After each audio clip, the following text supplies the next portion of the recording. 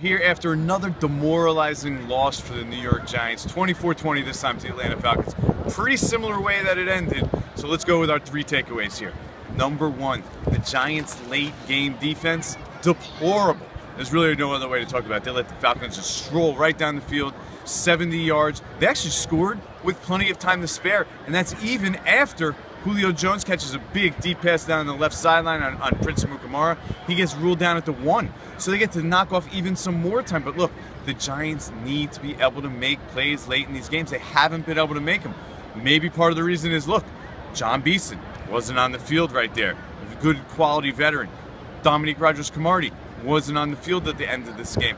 But regardless, the Giants were still in position to win this game. All they had to do was make one play. Tom Coughlin actually made a little comment, but it was Wani Unga, he said, didn't turn on one pass. The ball hit the back of his helmet. So that's part of the problem here, maybe. They have young guys like Wani Unga, who this was his second career game, in these spots to make these plays. And you know what? Maybe they're not ready for it. Landon Collins, also, at the end of the game, some questionable plays. So young guys didn't make plays at the end. Maybe that's part of the problem here. Or maybe the greater scheme of things, there's just not enough playmakers on that defense. Second takeaway from this game, the offense. They were bigger. Tom Coughlin said that was the biggest part of the problem. That bothered him the most, is that after Eli's late third quarter fumble where they could have put the game away, they just shut down, completely shut down. So where does the blame lie?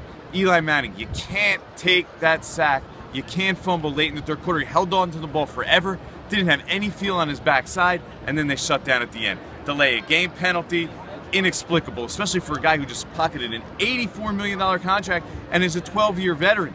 Tom Coughlin said they got to the line with plenty of time there. So inexplicable that the offense shut down. Drops all over the place late in the game. Larry Donnell, Odell Beckham, Preston Parker. Way too many drops for this Giants team. Way too many mistakes, way too many errors. That contributed to loss. And our third takeaway from today, from this 24-20 loss, is the fact that they are 0-2 now. Their season is this close to being over. What are the chances of the Giants making it to the playoffs this year?